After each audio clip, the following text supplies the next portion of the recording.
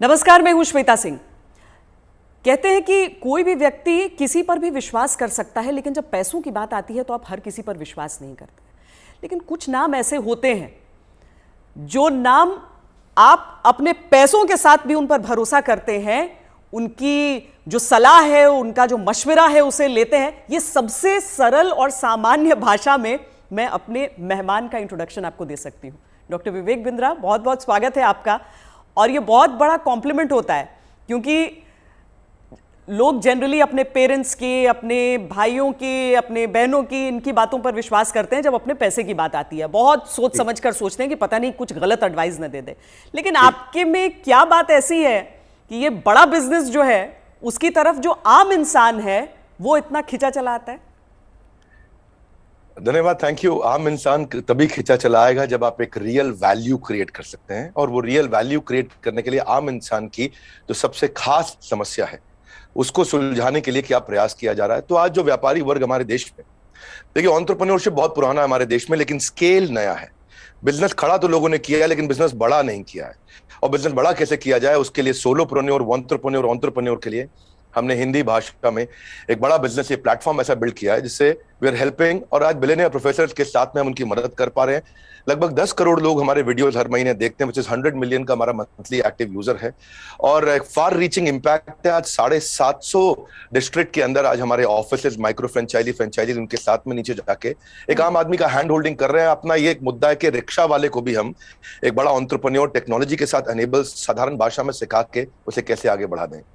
अच्छा, सुना है कि आपको कुछ गिनीज बुक रिकॉर्ड्स में भी नाम है, कई सारे रिकॉर्ड्स हैं इनफैक्ट। धन्यवाद, थैंक यू। हाँ, ठीक बात है। हालांकि ये वर्ल्ड रिकॉर्ड बनाना हमारा गोल नहीं है, वो एक आउटकम है। गोल हमारा था कि क्या हुआ पेंडेमिक में। अब मुझे वो 2020 का वो समय याद आता है जिस समय अप्रैल का टाइम था, बहुत ज्यादा सब जगह इतना ज्यादा उस समय माहौल पैनिक का था कि लोगों को समझ नहीं आ रहा था क्या किया जाए। तब हमने पहला एक वेबिनार किया। एक वेबिनार में अमूमन 100, 200, 500, 1000 लोग आते हैं। हमारे वेबिनार में 10 लाख, 15 लाख, 20 लाख लोग आए तो गिनीज वर्ल्ड रिकॉर्ड में आ गया। तो हमने स्ट्रैटेजी का, सेल्स का, ऑपरेशंस का, रिटेल का, स्टार्टअप का, हमने हर सब्जेक्ट पे, लीडरशिप पे, इन सब पे हमने वेबिनार्स किए, मार्केटिंग पे, और हर बार जो वेबिनार था वर्ल्ड रिकॉर्ड में आता चला गया। आज लगभग Guinness book of world record हमारे 9 हैं, और golden book of world record मिला के हमारे 10 वर्ल्ड रिकॉर्ड बन चुके हैं। ये जो शो आप कर रहे हैं, जो जीता वही Sikandar, horses table, good news today पर, इस शो का कॉन्सेप्ट क्या है, क्या है इस शो में? देखिए, वैसे तो होना चाहिए जो जीता वही चंद्रगुप्त मौर्य। हाँ। क्योंकि चंद्रगुप्त जीते थे, सिकंदर नहीं जीते, पर क्योंकि ये कहावत बहुत ज्यादा मशहूर है तो ये नाम भी रखा गया और बड़ा अच्छा चला। ये on the spot funding reality show है। इसमें 8 इन्वेस्टर आते हैं, हर एक इन्वेस्टर अपने साथ 5 करोड़ रुपए रेडी रखता है। 24 स्टार्टअप सामने आते हैं। स्टार्टअप आता है, रियलिटी शो है, पैसा इन्वॉल्व है। इसमें Sunil Shetty production, India TV, अपना इंडिया टुडे ग्रुप जो है हमारा, और सारे, मेरा जो रोल है इसमें मेंटर, कोच, एडवाइजर और स्टार्टअप गुरु का है। तो हम लोग मैक्रो इंडस्ट्री का एनालिसिस भी देते हैं और साथ में माइक्रो बिजनेस का एनालिसिस देते हैं। स्टार्टअप आता है, इधर सबके सब इन्वेस्टर बैठे रहते हैं, आमने सामने चर्चा होती है, वहीं सब ओके हो जाता है, वहीं पैसा और उनके बदले में उनकी इक्विटी ली जाती है। तो बड़ा अच्छा शो है। पैसा लेने के लिए देखिए कई तरीके हैं। सेल्फ फंड आदमी कर सकता है, दोस्त से ले सकता है, परिवार से ले सकता है, लेकिन जो एंजल इन्वेस्टमेंट है, वो एंजल इन्वेस्टमेंट वो आपसे छोटी सी एक ओनरशिप, हिस्सेदारी कंपनी में ले लेता है।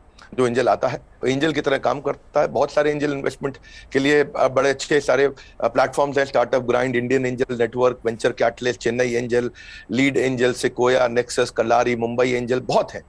लेकिन तब भी बावजूद उसके केवल 2% लोगों को पैसा मिल पा रहा है। 98% लोग फेल हो जाते थे। तो उसी के लिए हम लोगों ने मिलकर ये शुरू किया हॉर्सेस टेबल, जहां पे हम और लोगों को पैसा दे सके, उनकी मदद कर सके। अगर उनके आइडिया में दम है तो उनकी ग्रोथ में हिस्सेदारी देने के लिए हमारे इन्वेस्टर साथ में आते हैं, और मैं उसको वहां पे आके मॉडरेट करता हूं, मैं अपनी एडवाइस देता हूं, जिसके बेसिस पे आगे हम लोग उसको आगे बढ़ा पाते हैं। मतलब इसमें कोई भी आ सकता है, कोई भी जो जिसके पास कोई आइडिया हो कि किस तरीके से आगे कोई बिजनेस हो सकता है। ज़रूरी नहीं है कि कोई बड़े बड़े ग्रुप्स हों, बिजनेस हाउसेज हों। ये मकसद क्या है इसका, आइडिया कहाँ से आया? श्वेता जी, यही तो मेन मुद्दा है कि अगर आज मैं गुवाहाटी के आगे वहां से 200 किलोमीटर दूर जाके, जहां असली भारत बसता है, जो केवल दिल्ली मुंबई में नहीं है, उन लोगों को हम ला सके, उनको बढ़ा सके। देखिए, आइडिया यहां से आया कि एक एडम स्मिथ नाम के जेंटलमैन रहे, उन्होंने मैक्रो इकोनॉमिक्स में किताब लिखी है। 200 साल पुरानी किताब है, उसको पढ़ने के बाद कुछ नहीं चाहिए। वो कहते 4 चीजें होनी चाहिए एक जिस देश की पॉपुलेशन बढ़ रही है वहां बिजनेस अच्छा होगा, जहां टेंडेंसी टू कंज्यूम है, हमारे देश में स्वतंत्रता बहुत है, कुछ भी कंज्यूम कर सकते हैं, हमारा देश चाइना की तरह नहीं है। तीसरा, जहां एंटरप्रेन्योर बहुत है, और चौथा जहां इनोवेशन है। चारों लिहाज से 4 में से 3.5 नंबर इंडिया को दिए जाते हैं। इंडिया में एंटरप्रेन्योरशिप बहुत तेजी से बढ़ रहा है। तो हमारे को, आपने पूछा आइडिया कहां से आया, आइडिया यहां से आया कि गड्ढा ढूंढने का एक ट्रेनिंग दिया जा रहा है, इसके द्वारा लोगों को इंस्पायर किया जा रहा है कि कैसे एक स्टार्टअप आए, क्या वो कस्टमर का टाइम बचा रहा है तो उसको पैसा मिल सकता है, हाँ भाई बड़ा अच्छा कर रहे हो आप, क्या वो कस्टमर का एफर्ट बचा रहा है, क्या वो कस्टमर का कोई कंफ्यूजन घटा रहा है, क्या वो कस्टमर के लिए सामान सस्ता लेके आ रहा है, क्या वो कस्टमर की प्रायोरिटी पे उसको फोकस करा रहा है, क्या वो कस्टमर को बढ़िया स्किल सर्विस, क्या वो कस्टमर को कोई वेंडर आइडेंटिफाई करके दे रहा है, क्या कस्टमर के लिए कोई कन्वीनियंस क्रिएट कर रहा है। तो बेसिकली ये urban company OYO, Swiggy, Ola, Zomato, Flipkart, just dial, Zoom, ये सब इंडियन स्टार्टअप्स हैं जो कस्टमर की कोई ना कोई समस्या को सुलझा रहे हैं, और जैसे वो समस्या सुलझाते हैं, और इसी के लिए हम इंस्पायर करना चाहते हैं कि स्टार्टअप ऐसा ही है जो कस्टमर की बर्निंग प्रॉब्लम को, ज्वलंत समस्या को सुलझा सके। पर इसके आगे क्या होगा? मतलब अगर कोई इंसान है, जैसे मान लीजिए मेरे पास ही कोई आइडिया है, तो मुझे तो बिजनेस चलाने के बारे में मालूम नहीं है, फंडिंग अगर मान लीजिए मुझे मिल भी जाती है यहाँ पर, तो आगे क्या बिजनेस चलाने में मदद भी मिलेगी?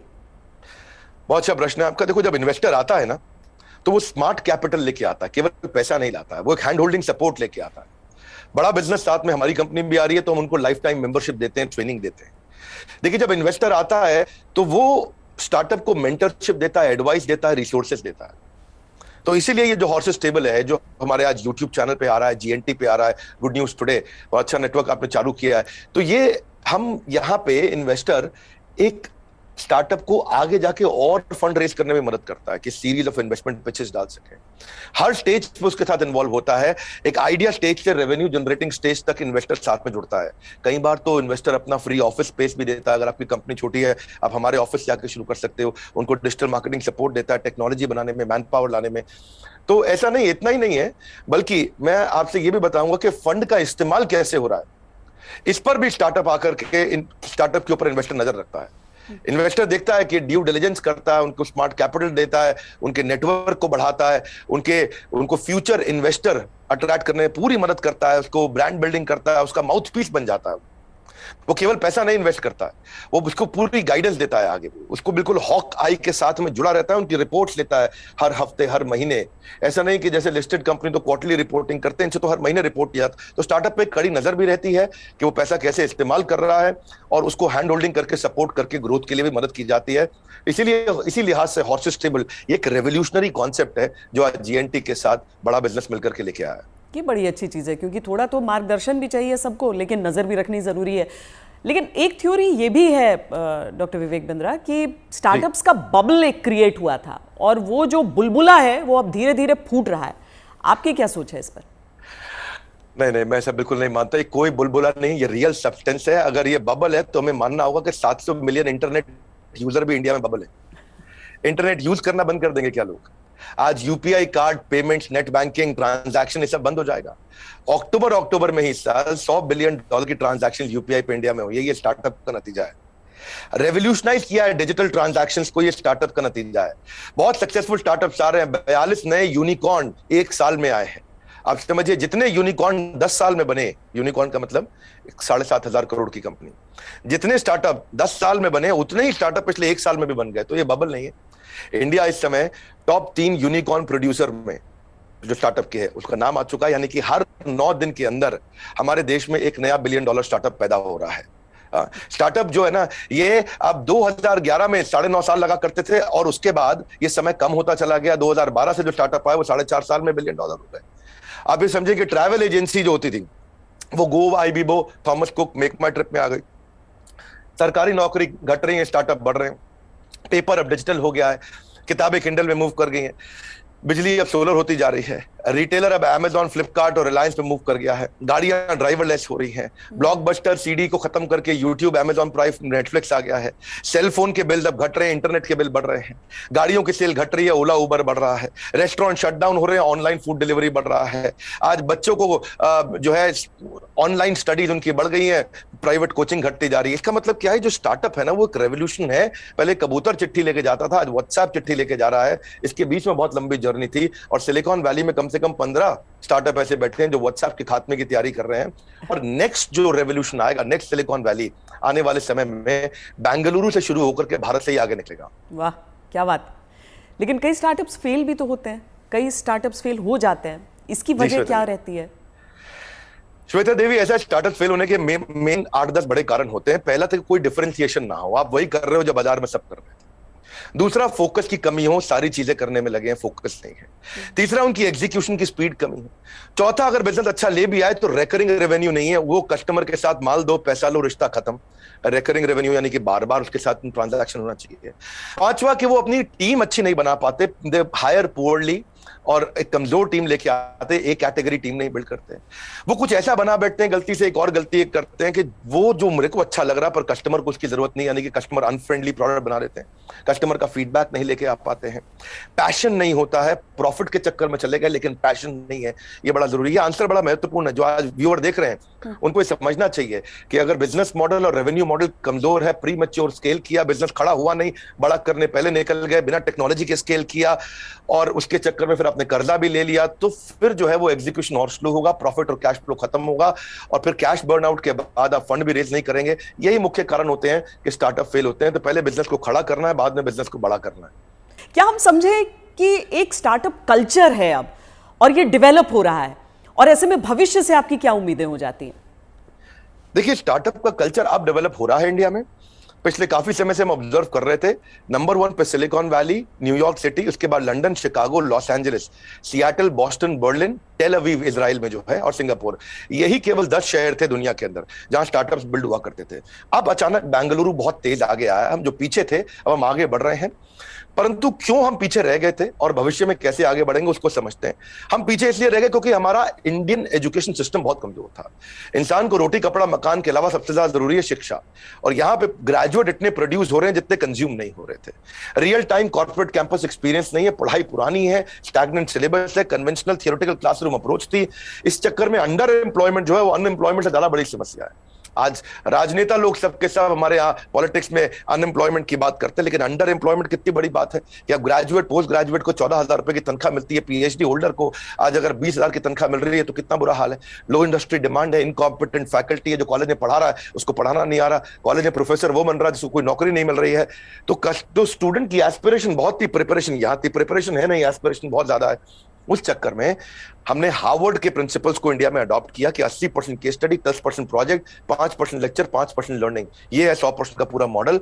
और आप जो है ये जो आपका बेसिकली प्रश्न है कि कल्चर डेवलप हो रहा है, हाँ अब ये कल्चर डेवलप हो रहा है।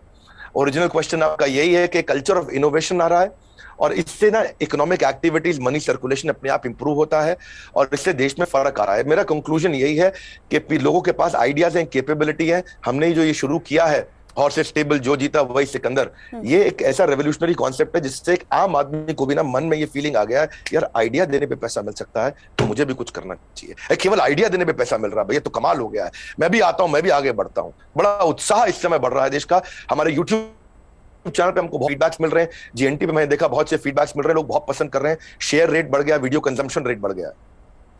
नहीं, आप बहुत सही बात कह रहे हैं, क्योंकि 12वीं कक्षा की इकोनॉमिक्स जब हम पढ़ते हैं तो उसमें अनएम्प्लॉयमेंट में तो कई चैप्टर्स हो जाते हैं, अंडर एम्प्लॉयमेंट सिर्फ एक सबहेड के तौर पर नजर आता है। लेकिन बहुत बड़ी समस्या है, देश में टैलेंट की कमी नहीं है, टैलेंट पूल है हमारे सामने। लेकिन कोई ऐसा रोड मैप आपको नजर आता है कि जो प्रतिभा है युवाओं की उसके हिसाब से उन्हें मौके मिल सके? रोड मैप एक ही है कि आज बच्चों को लैक ऑफ क्लैरिटी है, उनको प्रोफेशनल करियर सब्जेक्ट कोर्स इसके बारे में जानकारी नहीं है। तो रोड मैप केवल एक ही है कि उसको कंटिन्यूअस लर्निंग का मतलब है कंटिन्यूअस अर्निंग। उसको अपने साथ एक डिसिप्लिन बिल्ड करके अपने साथ मूक यानी कि मैसिव ओपन ऑनलाइन कोर्सेज दुनिया भर में आ गए। लगातार सीखने से खाली दिमाग खुले दिमाग में परिवर्तित हो जाएगा। अब जो anyone who keeps on learning he will stay young forever, ये हेनरी फोर्ड ने बोला है। बड़ा बिजनेस भी इसीलिए आया। दुनिया भर में कॉर्पोरेट ट्रेनिंग हो रही थी, स्किल डेवलपमेंट हो रहा था, K-12 की बात हो रही थी, टेस्ट प्रिपरेशन हो रहे थे, बायजूस, वेदांतु सब आ गए, लेकिन एक आम आदमी के लिए, व्यापारियों के लिए सिखाने के लिए कुछ नहीं था। तो रोड मैप ये है कि आपको आज लर्निंग पे फोकस करना चाहिए। हमने भी उस गैप को समझा, हमने देखा कि कस्टमर के पास आज टाइम नहीं है, क्वालिटी टीचर नहीं है, हिंदी भाषा के अंदर कंटेंट नहीं है, मिनिमम एजुकेशन रिक्वायरमेंट पूरी नहीं कर पाते, आज MBA कॉलेजेस तो बहुत महंगे हैं, MSME के मेंटर नहीं है। तो मैंने उसके लिए हमने बड़ा बिजनेस चालू किया कि लोग आकर के सीखे। वहां क्या मॉडल है, any time anywhere any device. कोई मिनिमम एजुकेशन नहीं चाहिए, वीडियो, वॉइस, वर्नाक्युलर, आपका टाइम हम सेव करेंगे ताकि आप सक्सेस मिले आपको, इजी टू यूज कर दिया है। सारे business planning tool, framework, agreement, उनको डॉक्यूमेंट, स्ट्रैटेजी शीट, हर एक चीज बना के हैंड होल्डिंग के साथ, कोई भी सब्जेक्ट में फंसे वो, strategy, sales, HR, finance, customer service, funding, operations, technology, marketing, admin, legal, production, इस सब में उसको मदद करते हैं ताकि वो आकर के सीखे। तो बेसिकली रोड मैप ये है कि आदमी को सीखना चाहिए। हमने ऐसा किया है कि हमने 750 रुपए महीने पे एक एग्जीक्यूटिव एमबीए उसको कराना शुरू कर दिया है। 1500 रुपए महीने पे हमने एक अडल्ट को एमबीए कराना शुरू कर दिया है। सिखा कौन रहा है मेरे साथ? मेरे प्रोफेसर एक कैटेगरी है, Kent RO, Patanjali, Amul, Morgan Stanley, Somani, Apollo, Ford Motors, इन सबके चेयरमैन हमारे साथ जुड़े हुए सिखा रहे हैं। Dainik Bhaskar, Lalpath lab, Xiaomi, HDFC limited, जब इनके चेयरमैन एक अच्छा बिलियनियर प्रोफेसर आके सिखाता है और वो लर्निंग देता है और इतनी अफोर्डेबल प्राइस पे देता है, तो उससे रेवोल्यूशन आ रहा है। यही कारण है कि आज देश में बहुत सारे लोग हमारे साथ जुड़े हैं, जिसके कारण हम वो सीख पा रहे हैं, आगे बढ़ रहे हैं। तो रोड मैप सब लोग को मेरा एक ही मैसेज है कि अगर आपको अर्निंग बढ़ानी है तो पहले लर्निंग बढ़ानी होगी। क्योंकि अमूमन ऐसा होता है कि कुछ बड़े बिजनेस हाउसेस, हम सब टाटा बिरला को देखते हुए बड़े हुए, लेकिन वो मोनोपोली है इतना भी समझ में आया, कुछ कठिन शब्द लोग सीखते गए, लेकिन इतना भी साथ में सीखा कि सारा कंट्रोल इन्हीं के हाथों में रहेगा। लेकिन क्या ये स्टार्टअप कल्चर जो है वो बिजनेस डाइवर्सिफिकेशन में मदद कर सकता है? श्वेता देवी, अब जमाना बदल गया है। पहले $1 बिलियन कंपनी बनाने में जो 50 साल लगते थे, 5 साल में बन जाती है। जो हमारे यहाँ टॉप रैंकर सबसे बड़े अरबपति 1950 में थे, उनमें से अब कोई दिखाई नहीं पड़ता है टॉप अरबपति की लिस्ट में हमारे देश में। अचानक जमाना बदल गया है। इनफैक्ट सन 2000 तक भी नौकरी.com, मेक माई ट्रिप, इनको 14 साल लगे $1 बिलियन कंपनी बनने में। पर आप उसके बाद देखिए, फ्लिपकार्ट, पॉलिसी बाजार, जोमेटो आया तो इनको 14 साल नहीं लगे, ये 8.5 साल में $1 बिलियन हो गए। और उसके बाद में देखिए, नाइका, ओयो, उड़ान और ओला इलेक्ट्रिक आया, ये 2 साल 3 साल में $1 बिलियन कंपनीज हो गए। तो अब जो है वो कॉर्पोरेट्स की बपौती नहीं रह गया है बिजनेस। अब पहले हुआ करता था कि बड़ी मछली छोटी मछली को खा जाया करती थी, आज बहुत सारी छोटी मछली मिलकर बड़ी मछली को खा जाती हैं, और उसी रेवोल्यूशन में हम कंट्रीब्यूट कर रहे हैं साथ में। डॉक्टर बिंद्रा, बहुत मज़ा आया आपसे बात करके। और एक चीज़ मैं कहूँगी कि आमतौर पर क्या है कि ये बिजनेस के कॉन्सेप्ट्स जो हैं उसमें अंग्रेजी का इतना इस्तेमाल होता है कि आम लोग कनेक्ट नहीं कर पाते हैं, आंकड़ों का इतना इस्तेमाल होता है कि लगता है कि यार ये तो हमारे बूते की बात नहीं है। आप इतने सिंपल तरीके से समझाते हैं, मुझे लगता है इसीलिए ऐसी चीज़ों पर भी लोग आपकी बात को समझते हैं, आपकी बात को मानते हैं। और ये जो जी, हर एंकर के साथ भी उतना अच्छा नहीं लगता जितना श्वेता देवी आपका इम्पैक्ट है और आज तक का इम्पैक्ट है। मैं तो मतलब मानता हूं उस बात को कि आज तक जितना न्यूट्रल और जितना अच्छा चैनल रहा है, और खास तौर से जो आपने इन्फ्लुएंस क्रिएट किया, तो आपको बहुत बहुत बधाई। धन्यवाद, आपने इतना समय लगाया आज लोगों को इन महत्वपूर्ण पहलुओं पर हम चर्चा कर सके। Thank you so much. Thank you so much. धन्यवाद श्वेता देवी, थैंक यू।